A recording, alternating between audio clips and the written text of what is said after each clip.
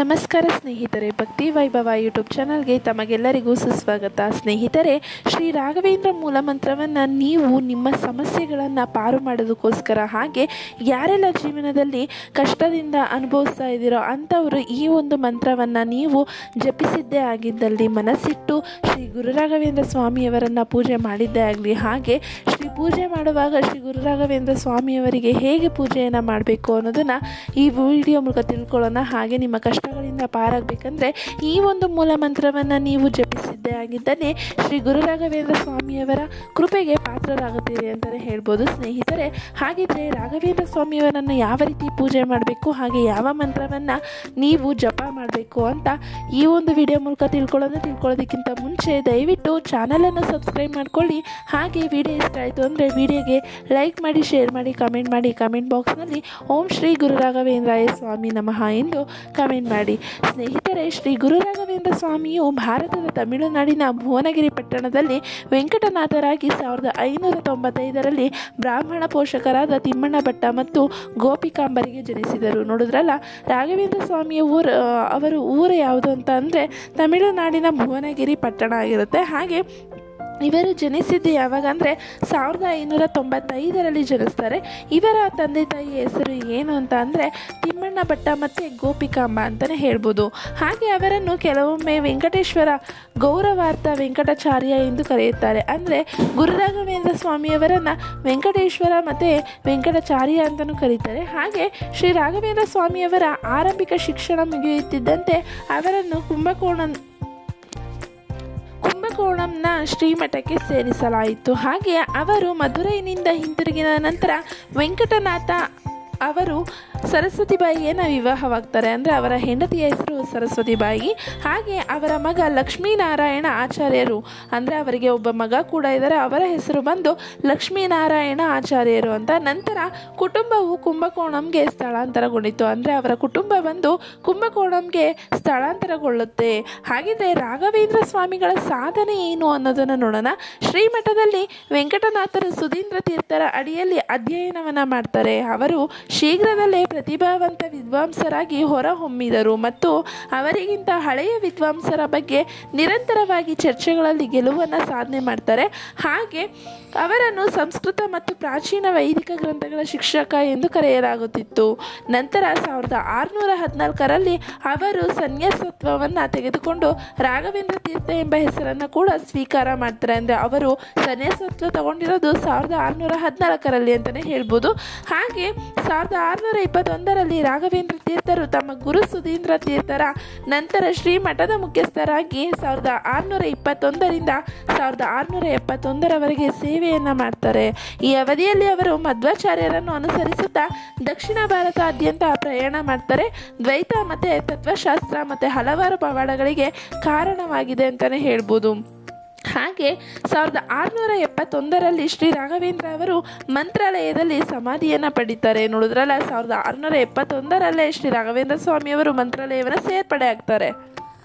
ಹಾಗೆ ಶ್ರೀ ರಾಘವೇಂದ್ರ ಮೂಲ ಮಂತ್ರದ ಪ್ರಯೋಜನಗಳೇನು ಅಂತ ಮೊದಲು ತಿಳ್ಕೊಳ್ಳೋಣ. ಶ್ರೀ ರಾಘವೇಂದ್ರ ಮೂಲ ಮಂತ್ರವನ್ನು ಜಪಿಸುವುದರಿಂದ ಅನೇಕ ರೀತಿಯ ಪ್ರಯೋಜನಗಳನ್ನು ನಾವು ಪಡೆದುಕೊಳ್ಳಬಹುದು. ಈ ಮೂಲ ಮಂತ್ರವು ಶ್ರೀ ರಾಘವೇಂದ್ರರ ಆಶೀರ್ವಾದವನ್ನು ಪಡೆಯಲು ಅತ್ಯಂತ ಶಕ್ತಿಯುತವಾದ ಮಂತ್ರವೆಂದು ಹೇಳಲಾಗುತ್ತದೆ ಅಂತಲೇ ಹೇಳ್ಬೋದು.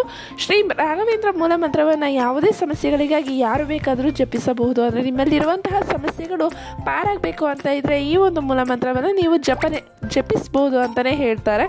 ಹಾಗೆ ಬಂದ್ಬಿಟ್ಟು ಗುರು ರಾಘವೇಂದ್ರ ಸ್ವಾಮಿಯವರನ್ನು ರಾಘವೇಂದ್ರ ಸ್ವಾಮಿಯವರನ್ನು ಪೂಜಿಸುವ ವಿಧಾನ ಹೇಗಪ್ಪ ಅಂತ ಅಂದರೆ, ರಾಘವೇಂದ್ರ ಸ್ವಾಮಿಯ ಪೂಜೆ ಸರಳವಾದರೂ ಸ್ವಚ್ಛವಾಗಿರಬೇಕು. ನೀವು ಎಷ್ಟೇ ಸರಳ ಪೂಜೆ ಮಾಡಿದ್ರೂ ನೀಟ್ನೆಸ್ಸಾಗಿ ನೀವು ಪೂಜೆಯನ್ನು ಮಾಡಬೇಕಾಗತ್ತೆ.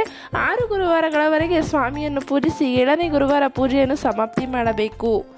ನೀವು ಗುರುವಾರ ಪೂಜೆಯನ್ನು ಕೈಗೊಂಡ್ರೆ ನೀವು 6 ಗುರುವಾರಗಳವರೆಗೆ ನೀವು ರಾಘವೇಂದ್ರ ಸ್ವಾಮಿಯನ್ನು ಪೂಜೆ ಮಾಡಬೇಕಾಗತ್ತೆ. 7ನೇ ಗುರುವಾರ ನೀವು ಪೂಜೆಯನ್ನು ಸಮಾಪ್ತಿ ಮಾಡಬೇಕಾಗತ್ತೆ, ಅಂದರೆ ಮುಗಿಸ್ಬೇಕಾಗತ್ತೆ. ಹಾಗಿದ್ರೆ ಹೇಗೆ ಮಾಡೋದಂದರೆ, ಗುರು ಗುರುವಾರ ಮುಂಜಾನೆ ಬೇಗ ಎದ್ದು ಪೂಜಾ ಸ್ಥಳವನ್ನು ಸ್ವಚ್ಛಗೊಳಿಸಿ ಆ ಸ್ಥಳದಲ್ಲಿ ರಂಗೋಲಿ ಹಾಕಿ ಅದರ ಮೇಲೆ ಮರದ ಮಣೆ ಇಟ್ಟು ಮಣೆಯನ್ನು ಸ್ವಚ್ಛಗೊಳಿಸಿ ಅದರ ಮೇಲೆ ರಂಗೋಲಿಯನ್ನು ಹಾಕಬೇಕಾಗತ್ತೆ. ಅದರ ಮೇಲೆ ಸ್ವಚ್ಛಗೊಳಿಸಿದ ರಾಯರ ಮೂರ್ತಿ ಅಥವಾ ರಾಯರ ಫೋಟೋವನ್ನಿಟ್ಟು ಕುಂಕುಮ ಗಂಧವನ್ನು ಹಚ್ಚಿ ನಂತರ ತುಳಸಿ ಹಾರವನ್ನು ಇನ್ನಿತರ ಹೂಗಳ ಹಾರವನ್ನು ಅರ್ಪಣೆ ಮಾಡಬೇಕಾಗತ್ತೆ. ರಾಘವೇಂದ್ರ ಸ್ವಾಮಿಗೆ ತುಳಸಿ ಅಂದರೆ ತುಂಬಾ ಇಷ್ಟ. ಅದರಿಂದ ನೀವು ತುಳಸಿ ಹಾರವನ್ನು ಅಥವಾ ಸುಗಂಧಭರಿತ ಹೂಗಳನ್ನು ನೀವು ಅರ್ಪಣೆ ಮಾಡಬೇಕಾಗತ್ತೆ.